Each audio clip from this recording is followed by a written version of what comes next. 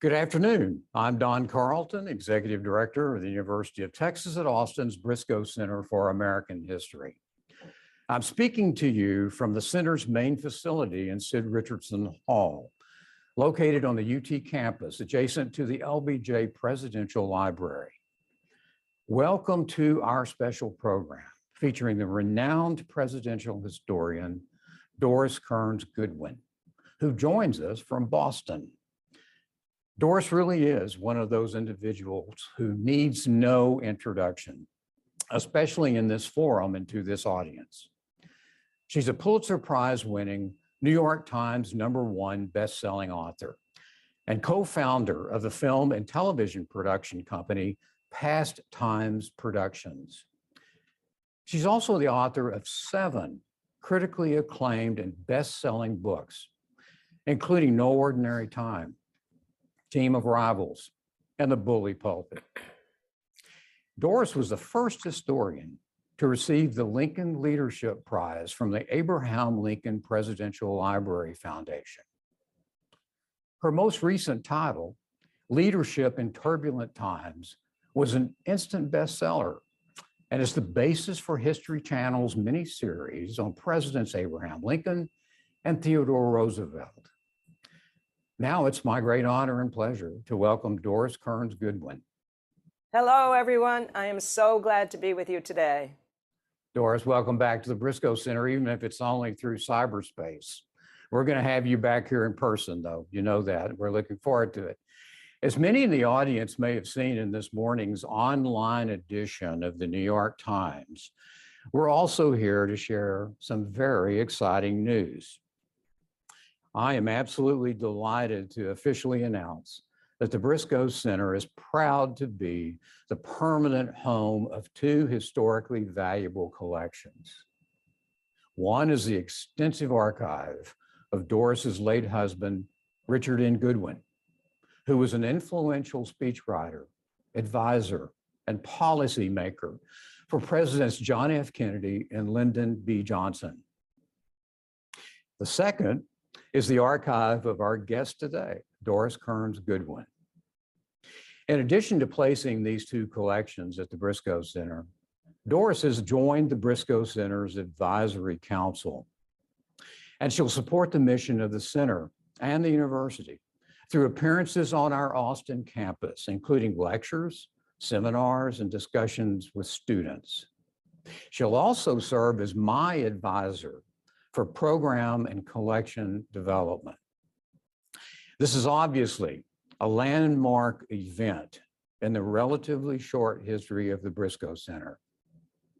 These 2 archives cover an amazingly wide range of significant events in American political, presidential, and cultural history, extending from the late 1950s until the very recent past. Doris, I really eagerly look forward to working with you, and I officially welcome you today to the Briscoe Center family. I'd like to start our conversation by asking why you chose to entrust these treasure troves to the care of the Briscoe Center. Well, Don, what happened is that when my husband died 4 years ago, we had this huge collection in our house, in our big old rambling house in Concord, which contained almost everything from the time he was at Tufts to Harvard to JFK to LBJ to Bobby Kennedy, Jackie Kennedy. And I had to figure out a home for these places. And I knew about the Briscoe Center. I came to see you guys, and I knew immediately it was the right place. There were several other places that wanted them, but this seemed to be the right home. First of all, I knew they'd be living side by side with the post-World War history that you have, with the cultural media that you have, with the great 60s collection that you already have.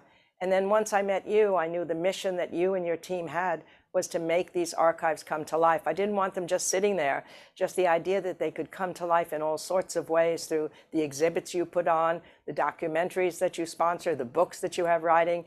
In a certain sense, the dream for me is that the people whose materials are in this archive, the peoples from the 60s, and in my archive as well, will be able to live on through being at the Briscoe Center. And that's what I want more than anything in the world. And I think it's about to happen, so I'm very excited. Well, we are too. We're very excited.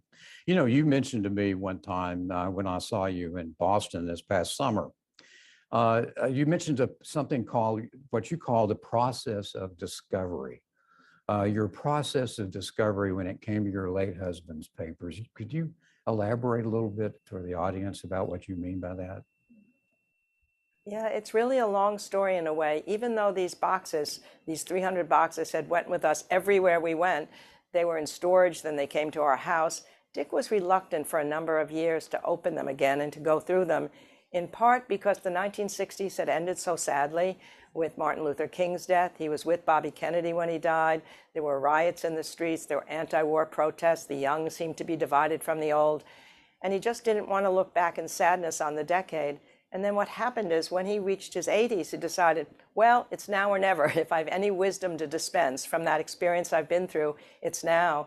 So we finally began the great adventure, the last great adventure of our lives in those last years of his life, to begin to go through the boxes chronologically. And what a process, just as you say, Don, of discovery it was, because so much was there that I could relive really the 50s when he's in law school. I could relive what it was like for him to work for JFK and then for LBJ and then for Eugene McCarthy in New Hampshire and then for Bobby. He's like Forrest Gump. He was everywhere in the 60s. And somehow as we went through those boxes, the great thing that happened was he began to remember the extraordinary parts of the 60s. The 60s was also a wonderful decade as well as a troubled decade. And he remembered what it was like to be part of the new frontier with John F. Kennedy, to work on civil rights for him, to work on the Alliance for Progress, and even more importantly, what it was like to be right in the center of the Great Society with Lyndon Johnson, working on his civil rights speeches, voting rights, Medicare, Medicaid, ed to education. He realized how much permanently had been affected in our lives today by what happened in that middle 60s period.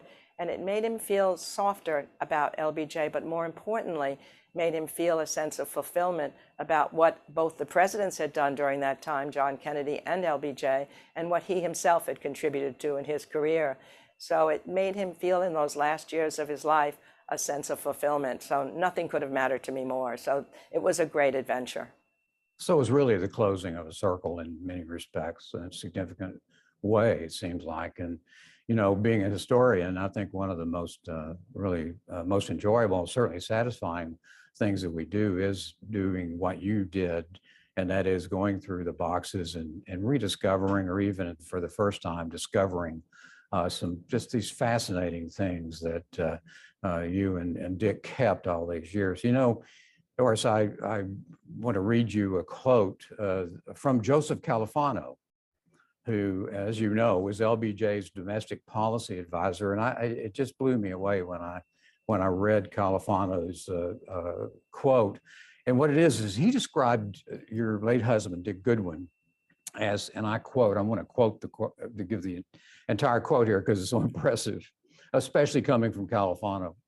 Quote, that Dick Goodwin was the greatest political public policy speechwriter in the history of this country, unquote. Amazing. That's tell us a little bit, the audience a little bit more about Dick Goodwin and his importance to U.S. history, Doris. Oh, I'd be so glad to talk about him because it's an extraordinary life that he led. I mean, he started off at Tufts College where he was first in his class. Then he's first in his class at Harvard Law Review and at Harvard. And the great thing is when he's at Harvard, there are 50 letters that he sent to his best friend describing the enormous pressure to be at Harvard Law School, that they thought that people couldn't even work or sleep or eat unless they were working on the law itself. And so what happened is when we were going through the boxes and talking about his experience in the Law Review, we found this picture of his being the editor of the Law Review in his last year. And there are like 50 white guys, and then there's 2 little women in either side of the corner. One of them is Ruth Bader Ginsburg. And just at that time, I was reading in his letters to his best friend, George, how he was being offered jobs anywhere because of being on the Law Review in the country. He could be flown to San Francisco or Minneapolis, and it was a burden of choice to decide where he should go. And I thought, no, there's Ruth Bader Ginsburg at the top of her class, not even given a single job offer or a single firm that came after her. And then I found later the fact that she had had such a difficult time in her early career, having doors open for her, but yet she spent her entire career opening doors for other women. So it just seemed to come full circle there. But then I also saw this other picture of Nancy Boxley, the other woman with Ruth Bader Ginsburg, and she was still alive. And I got to interview her in California. And it was so interesting, Don, because she, unlike Ruth, was able to get a job. And the difference was that she was also Jewish, she was also a woman, but she wasn't a mother. And Ruth had a child at that period of time. So she kept her job until she got pregnant. And then the law firm came to her and said, sorry, they had to let her go, that somehow it was embarrassing for clients, if not for them, the fact that she was pregnant. She eventually got another job after she had her children. But the great thing is she remembered coming back to a reunion at Harvard where her professor was a young woman wearing a short skirt and boots, and she was pregnant. So that's the great progress that we've made over time. But these pictures open those lives to you. That's amazing. That's an amazing story. Unfortunately, all too common, I'm afraid, during those days. You know, jumping ahead a little bit in Dick's career, in 1959, Dick was recruited to join Senator John F. Kennedy's staff during his successful campaign for the presidency, and he became one of Kennedy's primary speechwriters. As a member of Kennedy's White House staff, Dick served as special counsel, also a member of the Task Force on Latin American Affairs, and he was also Deputy Assistant Secretary of State for Inter-American Affairs. We have some items from his papers, Doris, that directly related to those assignments that will magically appear on the screen, I hope. So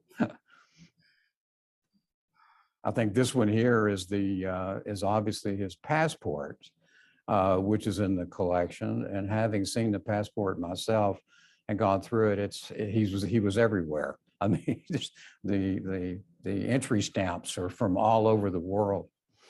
I love the cigar box, Doris. Tell us the story behind this artifact, please. Well, what's so interesting about this cigar box is it was given to Dick by Che Guevara, Castro's right-hand man, at a conference at Punta del Este, which was put together to a billion-dollar program that the United States under John Kennedy, with Dick's having worked on it and created the title, the Alliance for Progress, was going to do to help social reform in Latin American countries. And what happened is that it seems impossible to imagine that somebody like Dick, who had only studied Spanish through Berlitz, had never even been to Latin America, could become the point man on Latin American affairs. But things were less bureaucratized then, they were less specialized. And he had written a speech for JFK during the campaign about Latin America and gave the Alliance for Progress its name. So suddenly he becomes the Latin American man. So he's at this conference, Doug Dillon is the head of it, and Che Guevara sees the young Dick there and thinks maybe he's the kind of guy that I could get to talk to informally, because he saw Dick smoking cigars and he figured out maybe I can form a relationship with him. So he sent the cigar box to his room filled with Cuban cigars, and he was going to bring the box back to Kennedy. And then it turned out that he went to a party that night, Dick did, and Che Guevara was there. He had been told not really to speak to him because Che had said something mean at the meetings. So Dick was not going to talk to him, but then suddenly he thought, oh my God, it's a chance to talk. So he goes in the room with him. Immediately Che sits on the floor, and then Dick says, well, I won't let him out-proletarianize me. So he sits on the floor until finally the interpreters say, this is silly, you both get on chairs. They spend nearly 4 hours talking. And it was a really important memo that he brings back to JFK that's considered one of the historic memos that's also in the papers, and the cigar box. So Dick gives the cigar box to JFK. JFK takes all the cigars from it, but lets him keep the box. So that's the box that was in our possession proudly in Dick's humidor room for all these years, until now it belongs to the Briscoe Center. So it's got a whole life story to it. But indeed, that's an amazing story. Also explains why we don't have any cigars that go with it. So exactly, long since gone to JFK. Well, after he served as Secretary General of the International Peace Corps, Dick was asked to join President Johnson's staff in 1964 as a special assistant. And he was crafting many of the president's most memorable speeches, as he had for President Kennedy. We're going to show the audience some more of the important documents from the collection that are from that period, and have you comment on them, if you will. I'll be more than glad to, Don. In fact, it's a really interesting story. about how he became the speechwriter for LBJ. It's in the tapes with Bill Moyers, and Moyers says he's having a conversation with LBJ, and LBJ says, I need somebody to put rhyme and sex and rhythm in my speeches, and I want Churchillian phrases. And Moyers says, well, the only person I think that can do that is Dick Goodwin. So he called Dick Goodwin up from where he had been before, working for JFK, and brought him to the White House. And then that became the most really important partnership in many ways in Dick's life with LBJ. Would you have some other highlights in Dick's papers that you'd like to mention? Well, I think the most important one that in my mind will always be there is that Dick helped to craft the words for what is known as the We Shall Overcome speech, which was given in the wake of the Selma demonstrations. And Johnson decided that he was going to go to a joint session of Congress to call for voting rights, given the brutality of what had happened to the demonstrators on that Pettus Bridge. And Dick was called in to work on the speech, and he had only a day to work on it, which is just amazing to me that somebody could write such a speech in that short period of time. And you see in the draft here, you know, it starts out in incredible words. I speak tonight for the dignity of democracy and for the dignity of man and the destiny of democracy. Who can write a line like that? And then at times, history and fate meet at a certain time in a certain place. So it was at Lexington and Concord. So it was at Appomattox, so it was in Selma, Alabama. And then there's a moment later when he talks about the fact that even if voting rights is preserved, that there's still a larger opportunity for the blessings of American life to be shared by Black Americans. And that the problem of bigotry, he said, is all of us. It's what we all must overcome. And then he says, and we shall overcome, which means that Lyndon Johnson is taking up the anthem of the civil rights movement, tying it to the highest channels of power, and it's an extraordinary moment. I listened to that speech when I was at Harvard, and we were in tears by the end of that speech. I'd been at the March on Washington. This mattered so much to me, and little could I have imagined that night that 3 years later I'd be working for the man who delivered it so powerfully, Lyndon Johnson, or 10 years later would meet and marry Richard Goodwin, the man who had helped craft those words. So that's one of the huge special items personally and historically in the archive that you will have. That's a great story. You know, and he wrote that in a day, that incredible speech, one of the most famous speeches in American history. It's just amazing. And now we have that. That's just a great treasure. Now, I know, Doris, that you're very reluctant. I've discovered this, reluctant to talk about yourself. But let's talk about your own voluminous papers and how do they differ from Dick Goodwin's? Well, I think the difference is that Dick's papers are really a time capsule of the 60s, and mine are really a toolbox for researchers. I mean, I didn't save personally like he did. I think something happened to me when I was 15 years old. My mother died, and I started a diary, and I thought I could capture my feelings in it, and somehow it seemed too overwhelming for me to do that, so I never really kept a diary like that. But what I did keep was every piece of research that happened with every book that I've written. So researchers will be able to recreate the process of how you write a big fat book like I've written, from the storyline that I originally start with. I always had to figure out what is the story I can tell that might be different from other stories, because I've always chosen presidents about whom so many books have been written. So with Lincoln, it became Team of Rivals. With Franklin Roosevelt, it became Franklin and Eleanor. With Teddy Roosevelt, it becomes Teddy and Taft. And you see in the papers that I've saved, the early outlines, how I conceived the book in the first place, all the interviews that I did for it, all the newspaper clippings that I saved.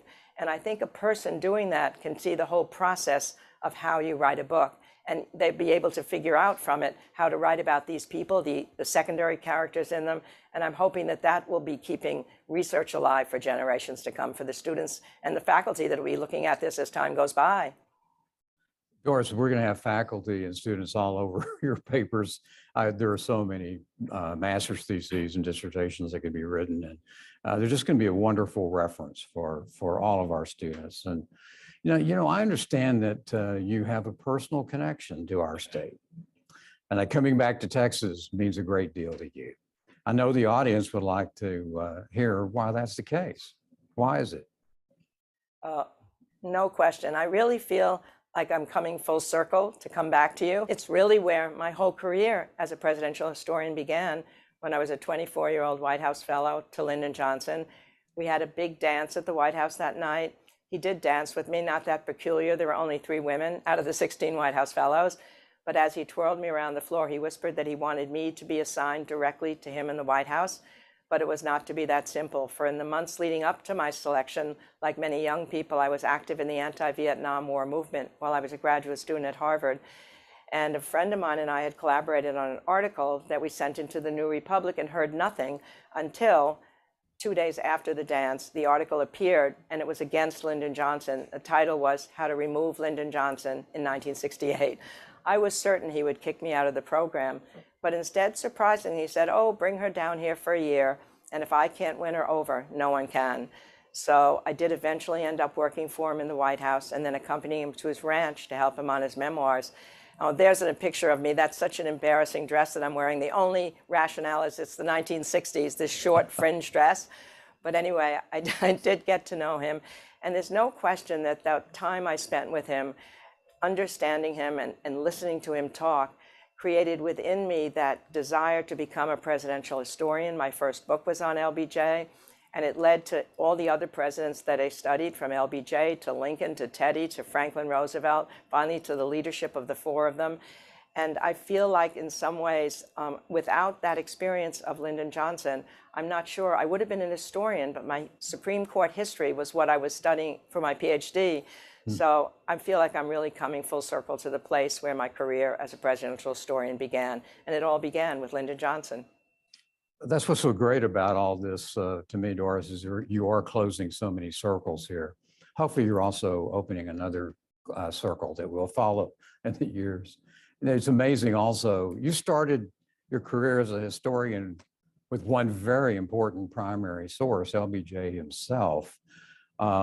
What was it like to get to know President Johnson, and how did that knowledge inform your first book that you've already referred to, Lyndon Johnson and the American Dream?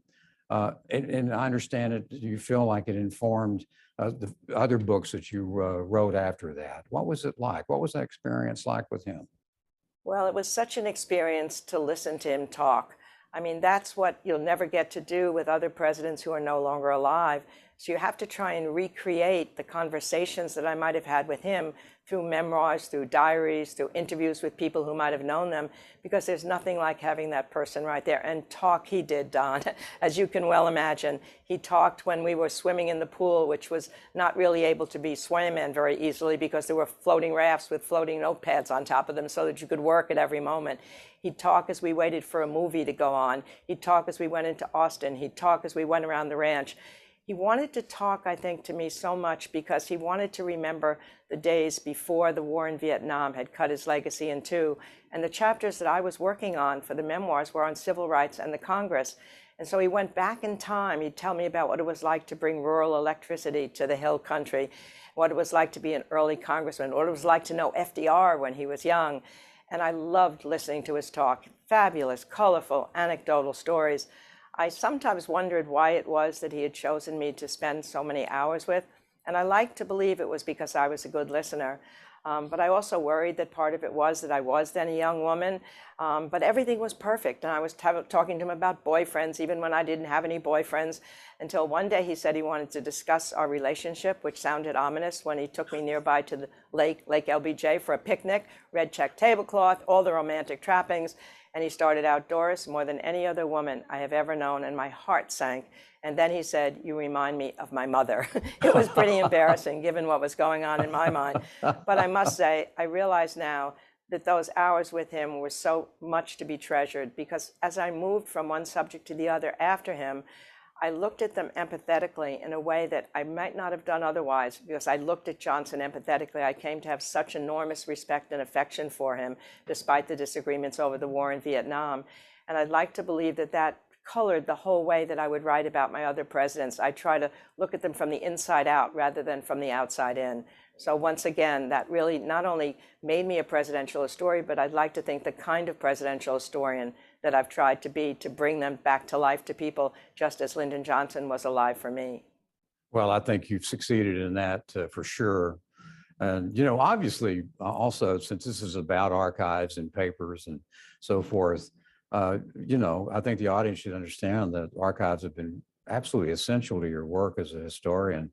I mean, one great example to me is your use of the diaries of the White House usher for your book, No Ordinary Time. Those folks who are with us today who aren't historians would probably like to hear how you, what's that about? How did you use it? Yeah, well, what happened is there were ushers that would keep a diary during the Roosevelt White House, and they still do it since then, of when Eleanor awakened, when Franklin awakened, who they had breakfast with, who they had lunch with, what they went to during the day, what activities, what time they went to bed at night. And historians had used those diaries for big days, like maybe D-Day or Pearl Harbor Day.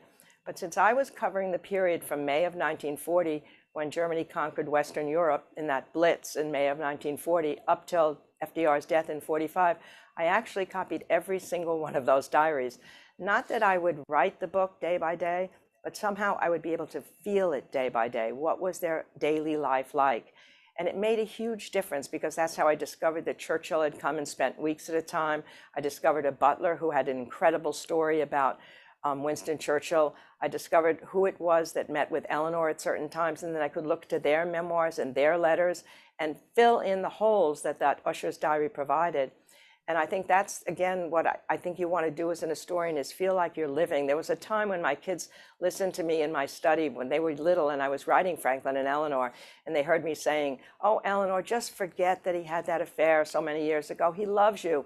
Oh, Franklin, just be kinder to her. You know that she loves you." And they wonder what is going on, but you're really trying to live side by side with these people. And the more you get into their daily lives, what's the weather like on a certain day? Where did they go? The more I think you can bring people back into the context. So that's why archives, I've spent my life in archives. Every other president that I've gone to, you just dig yourself for years at a time in those archives.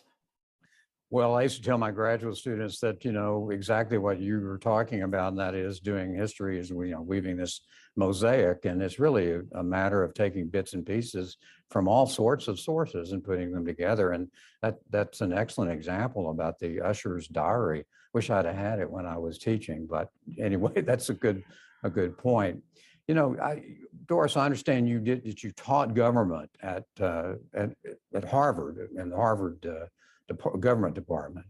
How does it feel to be returning to a university to work with students and faculty now? I am so excited about it. I loved teaching, Don. In fact, I probably might have kept teaching all my life had I not married Richard Goodwin, who came to our marriage with a young son. We had 2 kids right away within 15 months of each other. So I suddenly had 3 boys and didn't think I could teach and write and be the mother to those kids at that time. And I already had a contract for my second book because of the Lyndon Johnson book, having done well, thankfully.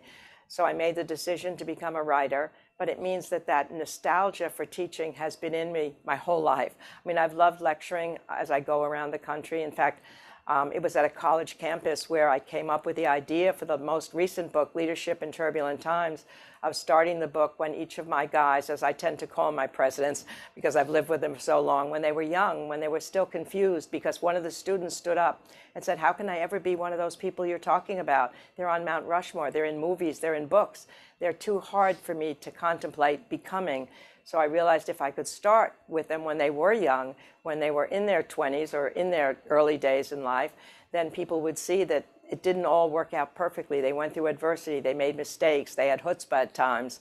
And so that idea of being back now on a college campus and coming to Austin and being able to teach again, to possibly lecture or give seminars and be with students, I loved it so much. And again, it feels like everything is coming full circle. And I'm so looking forward to the teaching part of this partnership that we have formed.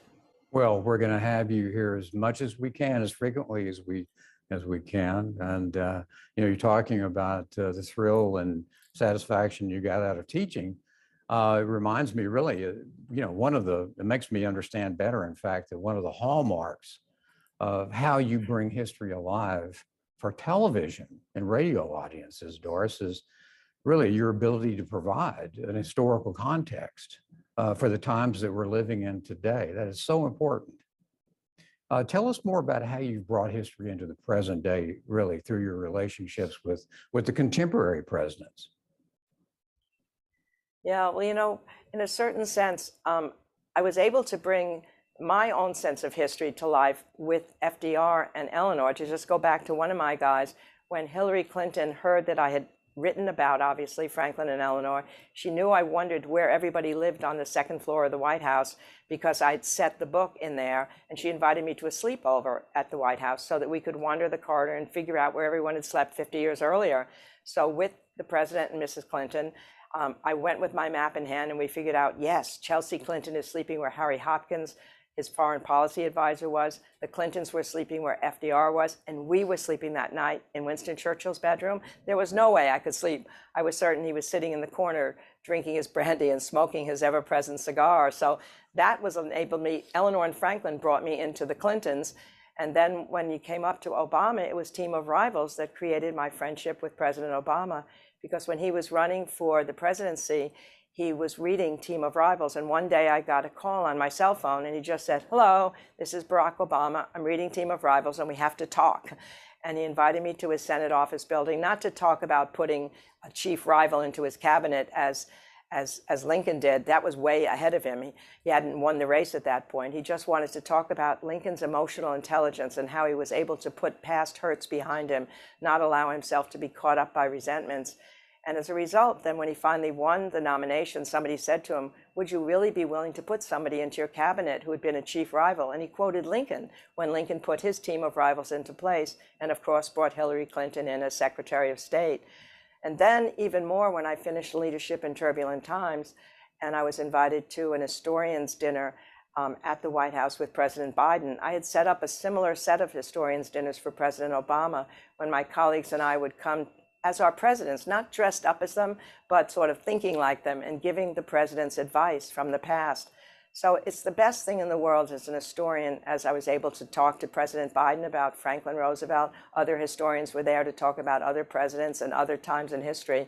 When you believe that history can affect the present and give you advice for the present, because that's what it's there. It's not a dead process. It's something that comes alive. And the more you learn from history, the more you can get an anchor in what's happening in the present. So it's made history come alive for me in a very exciting way.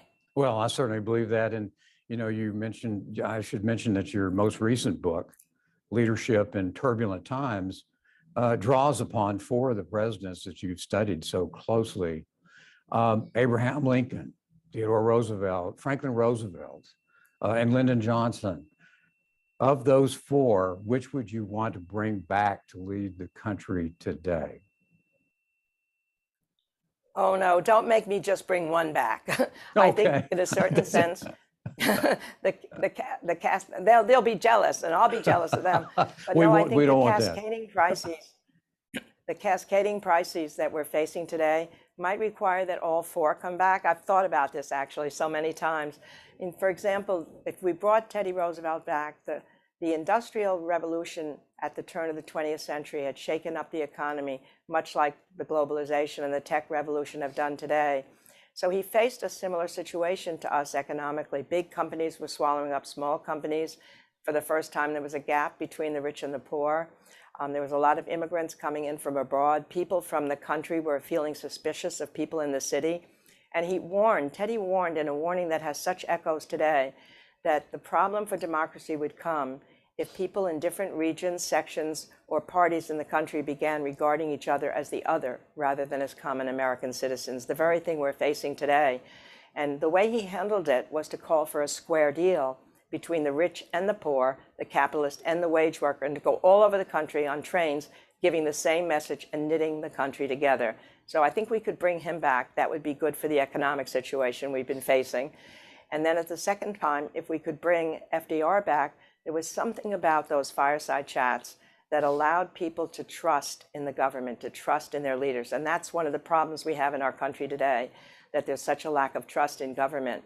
But somehow FDR was able to make people feel he was talking directly to them. There's a story of a construction worker when one of the fireside chats was on the air, and he's going home early, and his partner said, "Where are you going?" He said, "Well, my president, he's coming to speak to me in my living room tonight. It's only right that I be there to greet him when he comes." And he was able to establish that sense of trust in that personal relationship. If we could have that on a president's side today, I think that would be terrific. And then you think about Lyndon Johnson, and we have troubles in the Congress with a broken Congress that can't seem to come together on any issue. I can just see LBJ somehow bringing all of the congressmen together to a sleepover in the White House and telling them, you can't go home until we get agreements on all these bills. I'll keep you dined, I'll keep you wined, but you're not going home until it works. And somehow I can imagine it working. And then I guess finally, you'd have to bring Abraham Lincoln back, just because what we most need, I think, for people going into public life today is an ambition that's for a greater good and not simply for self. And that's what really marked Abraham Lincoln. From the time he was young, he dreamed that he would accomplish something worthy enough so that his name would be remembered after he died. But never could he have imagined how long and how far his name would be remembered, nor could he have imagined the extraordinary conversation that is always something that I think about much of my time. Leo Tolstoy, the great Russian writer, met a New York reporter at the turn of the 20th century, and he was telling of a trip that he had just taken to the Caucasus, Tolstoy did, where he met a group of wild barbarians who'd never left that part of Russia. They were so excited to have Tolstoy in their midst, they asked him to tell stories of the great men of history. So he said, I told them about Napoleon and Alexander the Great and Frederick the Great and Julius Caesar. But before I finished, the chief stood up and he said, but wait, you haven't told us about the greatest ruler of them all. We want to hear about that man who spoke with the voice of thunder, who laughed like the sunrise, who came from that place called America that is so far from here that if a young man should travel there, he would be an old man when he arrived. Tell us of that man. Tell us of Abraham Lincoln. Tolstoy was stunned to know Lincoln's name had reached this remote corner, but he told them everything he could. And then the New York reporter said, so what made Lincoln so great after all?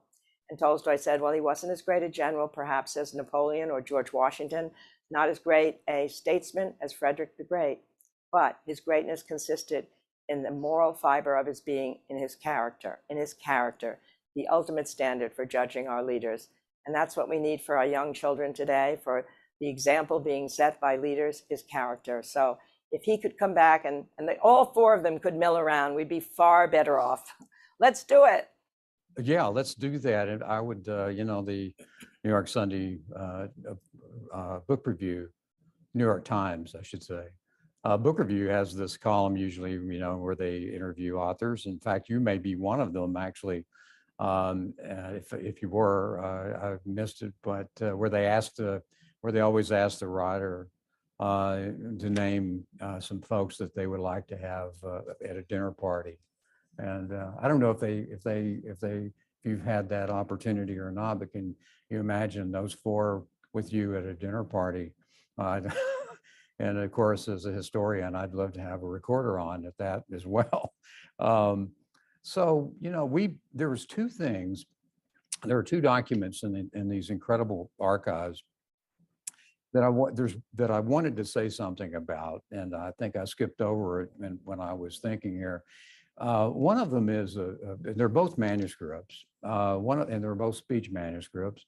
One of them is the speech at Ann Arbor, and the one also at Howard University. What is this about, Doris, when we talk about the Ann Arbor speech? Yeah, so what happens in the spring of 1964, and Dick has only been there for a short period of time, Johnson comes to him and says he wants to make a major speech where he can lay out the philosophy of what he hopes his domestic program will be. And this is the draft that you're seeing of the Great Society speech given at the University of Michigan commencement. And in it, he really lays out not simply what he wants to do, this extraordinarily bold domestic agenda on education, on urban affairs, on conservation, but it's also that he's going to set up a series of task force on every subject under the sun to be ready for the domestic legislation. And those task forces produce Medicare, Medicaid, NPR, PBS, National Humanities Foundation, immigration reform, civil rights, voting rights, everything that becomes the Great Society, which is named in that speech. That's the Great Society speech. So for Dick to have been part, not simply of making that speech, but as Joe Califano so kindly said, of the public policy surrounding it, I think was probably one of the highest moments of his life. Oh, well, it certainly was a high moment for the people of this country. Then we've also got the Howard University speech, which I think is up on the screen now. Tell us about that. After the Voting Rights Act passes in 1965, Lyndon Johnson talks to his staff, including Dick Goodwin, to say that he wanted to take that next step in voting rights. There's something more beyond voting rights, and that had to do with equal opportunity for African Americans. So this is the Howard University speech, which talks about the fact that, you know, all men and women are created with equal abilities, but those abilities are either stunted or stretched by the neighborhood you grow up in, the school you go to, the family that you're born into. And you can't take a person to the beginning of a starting line and expect them to compete if they've had years of discrimination behind them. So it's really, in some ways, the beginning of affirmative action. But the great thing is that after that speech, and in Dick's archive was the actual copy of a telegram sent by Martin Luther King to Lyndon Johnson saying, never has a president spoken more profoundly about the racial problem in the country than this speech. So when I held that telegram, then you feel like, oh my God, you're really there at that moment when Johnson's giving this forward-looking speech, and when Martin Luther King, the leading civil rights leader, is sending a telegram, and I'm holding the telegram. I mean, that's what these archives, and you know, Don, from all the work you do, when you actually feel a memo or you see something that actually passed and somebody wrote on it, then you do feel you're catapulted back in that moment of time. Well, the experience you're talking about is exactly what pulled me into my life career, to be honest, because, you know, the first time I ever got into a body of papers like this, I just thought I was at Disneyland all of a sudden. You know, I mean, it was just fantastic. And it really did direct me for where I am now. These documents are so exciting, and particularly the documents that are in these two archives. And I wanted to show these documents because for those in our audience who are not historians or haven't done original research in papers like this, I wanted them to get a little bit better feel for what we're talking about in terms of the items that are in this collection. This is the, you know, to use a trite phrase, but I'll use it anyway because I'm, you know, bad about things like this. But it is the sausage making as far as historians are concerned. And it's also the sausage making for public policy. I mean, this is how it's done. And so that's one of the reasons that we're so excited about these incredible collections. And we're talking about both of them, Doris, yours as well as Dick Goodwin's. This has really been fun today, Doris. You know, I could hear you talk for the rest of the day about the Goodwin papers and also the two careers that these papers document. But alas, we have an advisory council meeting to attend. So let me thank you most sincerely for entrusting Dick Goodwin's papers as well as your own to our care. The University of Texas and the Briscoe Center really are deeply honored to have these treasures permanently housed on our campus, where they'll be available to our students and faculty, as well as researchers from all over the world who come to the center to study our extensive collections on U.S. history.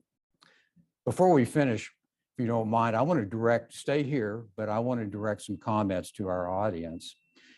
In the coming months, the center's archival staff will be processing and cataloging these two extensive collections. We plan to have them available for research and teaching in 2023. I think it's important to point out that Dick Goodwin's papers join related archives at the Briscoe Center. And just a few, I'll name a few here, including LBJ's Attorney General, Ramsey Clark, former LBJ Special Assistant, Bill Moyers, LBJ's White House counsel, Harry McPherson, anti-war activist Abby Hoffman, CBS News anchor, Walter Cronkite, and CBS reporter, Morley Safer, and civil rights leader, Dr. James Farmer. The Briscoe Center also has the papers of several influential members of Congress during the Kennedy-Johnson administrations, including House Speaker Sam Rayburn, Representatives Jack Brooks, Henry B. Gonzalez, and Jake Pickle, and Senator Ralph Yarborough. And Doris, your papers join the center's collection of papers of other historians.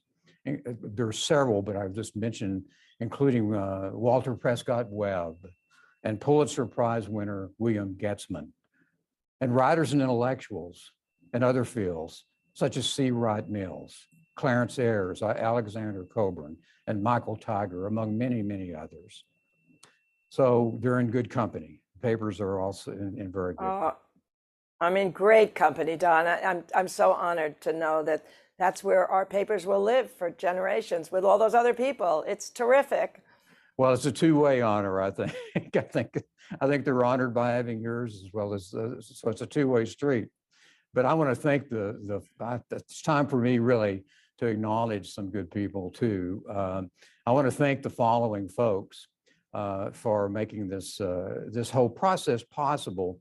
Doris Kearns Goodwin's talented associate, Beth Lasky, Briscoe Center staff members, Lisa Avra, Ashley Carr, and Aaron Purdy, distinguished historian and author Douglas Brinkley. And of course, three other individuals have played absolutely essential roles in the effort to make this wonderful development happen. My good friend, LBJ Foundation President and CEO, Mark Updegrove, who is a noted presidential historian in his own right. In fact, Mark's biography of JFK should be hitting the bookstores any day now. Also, Larry Temple, the wise chairman of the board of the LBJ Foundation, who was President Johnson's White House counsel. Finally, I want to thank UT Austin Provost Sharon Wood and President Jay Hartzell for their absolutely enthusiastic and crucial support to make this all possible. So I ask all of you in the audience to please check the Briscoe Center's website for more information about our collections, our projects, and our exhibits. And thank you all for being with us today. Again, Doris, thank you from the bottom of my heart. It's great to have you on board. I am so glad to be on board. It's a whole new journey in my life as well. Well, the Briscoe staff and I are looking forward to working with you in the coming years, Doris. So thanks again for being with us.